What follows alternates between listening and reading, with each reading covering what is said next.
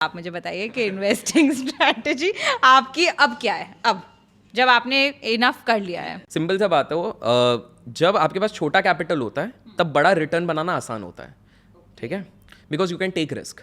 जब बड़े कैपिटल होने लग जाता है तब you go for capital protection instead of capital appreciation. आप कैपिटल को प्रोटेक्ट करके धीरे ग्रोथ हो तब भी चलेगा। सिंपल सा एग्जांपल आप देखो, जिस स्पीड पे रिलायंस, टीसीएस, इन्फोसिस ग्रो करेगी, अंबानी जिस स्पीड पे ग्रो करेंगे, उनके लिए वो अगर 15% से भी हर साल ग्रो करेंगे, they will still be very big, क्योंकि उनका ह्यूज कॉर्पस है। बट एक छोटा वाला वहीं पर 100%, 50% इस हिसाब से वो ग्रो करने की कोशिश करेगा। बट जैसे ही आप बड़े हो जाते हो, पहला आपका स्केलेबिलिटी पे लिमिटेशंस आ जाता है, ठीक है, प्लस आप रिस्क नहीं लेना चाहते हो। Now you don't want, you want कि भाई आराम से, भाई हल्लू हल्लू, अगर 15% के हिसाब से भी चल रहा है, 10% पे भी चल रहा है, I will still make more money. The aim should be 6.5% से महंगाई बढ़ रही है, मैं बस उसको बीट कर लूँ। इन्फ्लेशन महंगाई। इन्फ्लेशन को समझने का सिंपल तरीका है, 12 साल पहले मैं इधर वड़ा पाव 4 रुपए में खाता था, 16 रुपए का हो गया, दैट्स इट। महंगाई बढ़ जाती है। 12 साल पहले आपने अपने ड्रॉअर में एक पेट्रोल पंप पे गए, पेट्रोल पंप पे आपने बोला यार 50 रुपए में पेट्रोल आ रहा है, आज मैं इसको ड्रॉअर में रख देता हूँ, आज से मैं 6-8 साल बाद इसको पेट्रोल भराने जाऊंगा, आप फिर माथा पीट लोगे भाई 94 रुपीज हो चुका है। वीडियो रिलीज होते होते अगर 100 भी हो जाए मेरे को पता नहीं है, सिंपल सी बात है। By the way interesting fact है, पेट्रोल को जो आप 94 रुपीज देते हो उसमें से 56 रुपीज सिर्फ गवर्नमेंट को जाता है। करेक्ट, मैंने एक बार कैलकुलेट किया था। बिल्कुल, और दुख भी हुआ आपको। हाँ। और दूसरा आपको और दुख करवा देता हूं कि भाई आज आपको लग रहा होगा कि डेवलप्ड इकोनॉमीज में महंगा होगा पेट्रोल, यूएस में 82 रुपीज का है। चलिए, हाँ मैंने सोचा थोड़ा यूएई में तो बहुत सस्ता है, वहां जाके पेट्रोल भराने में बड़ा मजा आता है। वो मैं तो बोलता हूँ लोगों को ना बड़े बड़े अटैची में वही भर के ले आना। मैं एक बार कुवैत गई थी और मैंने 17 रुपीज में पेट्रोल भरा था, मेरा मन कर रहा था मैं वहीं रुक जाऊं बस पेट्रोल के लिए। देखो लोगों के प्रेफरेंसेस कैसे बदल रहे हैं। कुवैत लोग जाते शॉपिंग के लिए, पेट्रोल लेने जा रहे हैं। दुबई कुवैत में इतना सस्ता है। एग्जैक्टली, तो वो तो खैर ऑयल प्रोड्यूसिंग नेशन है, तो आप सोचो इंडिया में उससे महंगा है।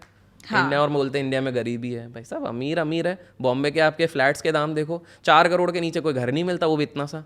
फिर भी आपने कहा ईवी के स्टॉक्स में नहीं इन्वेस्ट करना चाहिए। हाँ, नहीं करो यार, बिल्कुल मत करो यार। आप देखो हर ट्रेंड ना यूएस से फॉलो होता है। यूएस में लास्ट 1.5 साल से गाड़ियां नहीं बिक रही हैं ईवी की, नहीं बिक रही है, नहीं बिक रही है, हवा मची हुई है। पीआर यार आपकी इंडस्ट्री वाली है, वो वाला है।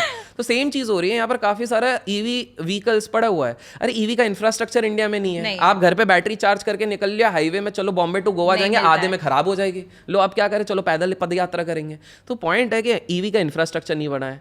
बैटरी रिप्लेसमेंट चार्ज इतना ज्यादा हाई है, 6 लाख की गाड़ी होगी, बैटरी रिप्लेस पूरा करोगे 8 लाख उसमें चले जाए, इतने महंगे। बिल्कुल वारंटी में नहीं, वारंटी तो निकल ही जाती है उस हिसाब से। कभी आग लग जाती है, तो मतलब आप सोचो कि वो इंफ्रा बना नहीं है, बन रहा है, उसको बनने में बहुत टाइम है। और दूसरी बात है खर्चे इतने बढ़ गए हैं, एक तो टोल बढ़ गया है, हर दूसरे जगह पे टोल लग जाता है आजकल। पता नहीं है, तो मैं तो अपना गम शेयर कर रहा हूँ, बट तो ईवी इसलिए मैं बोलता हूँ अवॉइड करो। अच्छा, मैं बोलता हूँ कि ईवी के सेक्टर में जाना है तो कॉमन सेंस वापस लगा लो।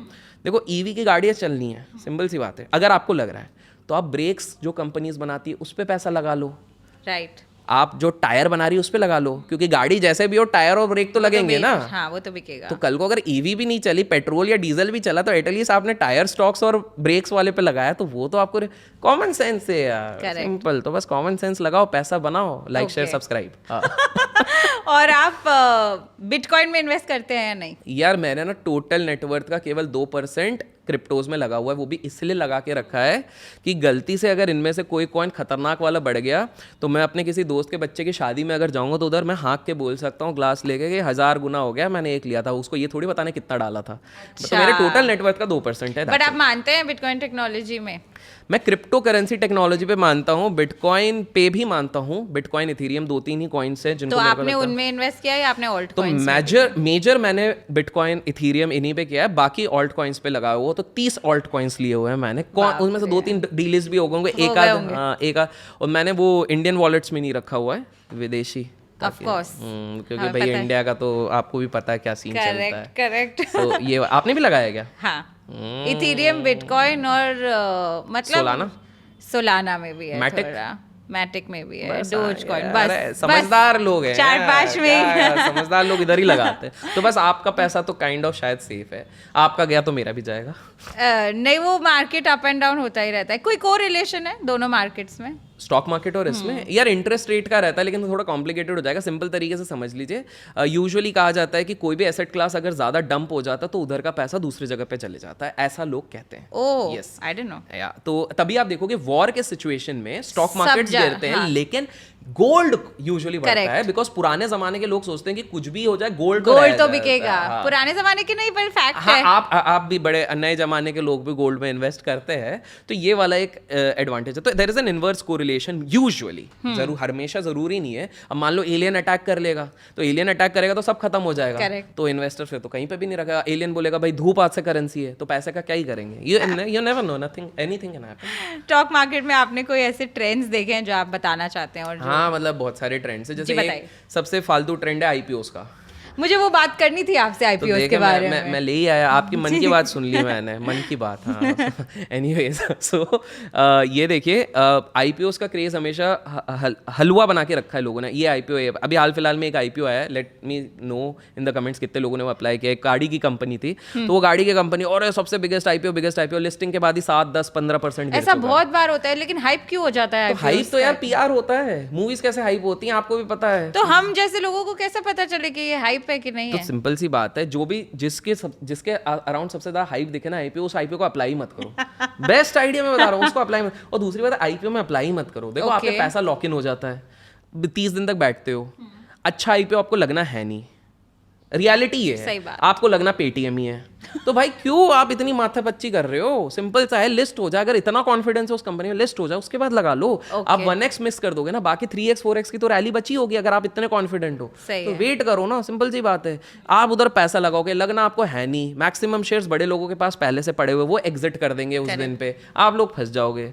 तो फालतू फंसने के लिए क्यों आप ये सारी चीज़ें कर रहे हो? तो मेरे हिसाब से तो ये ट्रेंड से तो बचना चाहिए मैक्सिमम। इनफैक्ट ये स्टैटिस्टिकली प्रूवन है, 75% कंपनीज लिस्ट होने के 5 साल बाद, जिनके रिसेंट आईपीओ आए हैं, वो अपने प्राइस से, आईपीओ प्राइस से नीचे कोट कर रहे हैं। क्या क्या सेंस है भाई? इंडिया में घूम फिर के टॉप 25 कंपनीज ही लॉन्ग रन में चलती हैं। करेक्ट, क्योंकि बाकी ब्लू चिप, बिकॉज बाकी में कुछ धंधला हो जाता है, कुछ राड़ा हो जाता है, कुछ ये हो जाता है, कुछ वो हो जाता है, किसी के कोई अकाउंटेंट भग जाता है, किसी की लड़की भग जाती है, कुछ भी होता रहता है।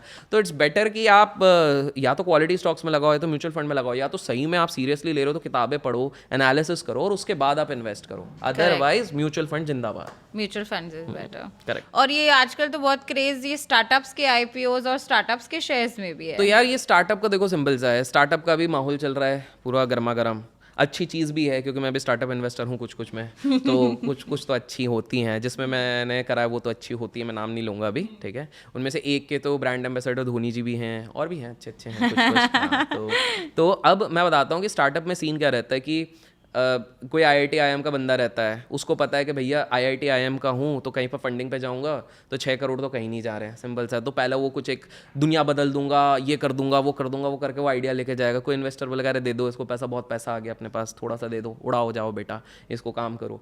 फिर वो क्या हो जाता है कि वो पहले ये सारी चीज़ों के बारे में सोचते भी हैं, कस्टमर सेटिस्फैक्शन, वैल्यू, ये वो। इन्वेस्टर का पैसा आता है, फिर इन्वेस्टर हर तीसरे दिन कॉल, अरे भाई क्या चल रहा है, कैसा, कहाँ। तो प्रेशर में ना पूरा गेम रेवेन्यू पे चले जाता है, प्रॉफिट हो या ना हो रेवेन्यू पे चले जाता है। और इन्वेस्टर पहले दिन से ये प्रेशर बना देता है, देखो एट द एंड 6-7 साल के अंदर अपन को लिस्ट होना है, इसकी टोपी उसके सर, उसकी टोपी इसके सर, बड़ी बड़ी वैल्यूएशन बनाएंगे और उसके बाद रिटेल को चिपका के निकल जाएंगे।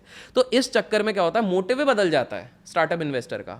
तो वो क्या हो जाता है कि फिर वो 10 रुपए की धनिया आपको 100 रुपए में उधर चिपका के निकल जाते हैं। आप लोग 100 रुपए में हो रहे भैया, 100 रुपए सोने की धनिया जैसे समझ के अपन खरीद लेते हैं। धनिया तो धनिया होता है, with due respect to dhaniya, because thanks to vegetable vendors in our country, that is the only thing जो फ्री में देते हैं। तो आपको ये चीज़ समझनी पड़ेगी कि धनिया एट द एंड धनिया ही है, उसका वैल्यू उतना ही होना है। बट आप 100 रुपये लेकर खरीद रहे हो तो बेवकूफ़ वो सेल करने वाला नहीं है, बेवकूफ़ आप हो। तो ये स्टार्टअप इन्वेस्टर्स का सिंपल सा वो गेम रहता है। और वो भी ठीक है, उन्होंने इतनी मेहनत करी। देखो IIT IIM वाला एक बड़ा पैकेज छोड़ के वो बाद में विदेश में बैठ के बड़ा बना सकता था पैसा। वो कहीं ना कहीं ये चीज़ सोच के ये सोचता है कि भाई मेरे को इस चीज़ को दूर रखना है, तो कहीं ना कहीं वो सोचता है कि मेरे को बड़ा वैल्यूएशन मिले तो ज़्यादा बेटर है। तो he tries to do the same thing. Oh interesting, ऐसे तरीके से नहीं सोचा पहले मैंने। बस कॉमन सेंस। आप बोल रहे हैं कि मेरे पास कॉमन सेंस है। अरे नहीं ना, मैं ऐसा बोल नहीं रहा हूँ। अरे बड़े लोगों के पास तो रहता है। आप कुछ भी, अरे आप बिटकॉइन इथेरियम में कर रहे हो, मतलब इनके पास तो कॉमन सेंस भर भर के है। नहीं, मैं कॉमन सेंस, मैं बहुत सारा रिसर्च करती हूँ, पढ़ती हूँ ये सब के बारे में। तब इवन दो मैं फाइनेंस के बैकग्राउंड से नहीं हूँ, लेकिन मुझे दूसरी चीज़ें सीखना पसंद है, इसलिए मैं रिसर्च करके, और पैसे कितनी मेहनत से कमाए हैं तो उसको लगाने से पहले पूरा रिसर्च तो करना पड़ेगा। पर कमाए तो है ना, इतनी मेहनत करेंगे तो कमाएंगे। बिल्कुल, और कमाए हैं तो बढ़ाना भी है उसको। करेक्ट, तो वो तो करना पड़ेगा ना कैसे। लेकिन मैं एटलीस्ट फॉर मी, मैं दूसरों से बहुत हेल्प लेती हूँ, क्योंकि जो लोगों को पता है उस बारे में मेरे से ज्यादा, जो फाइनेंस के बैकग्राउंड से है, मैं उनको पूछ के फिर करती हूँ, क्योंकि खुद से पूरा नहीं होगा रिसर्च। बिल्कुल।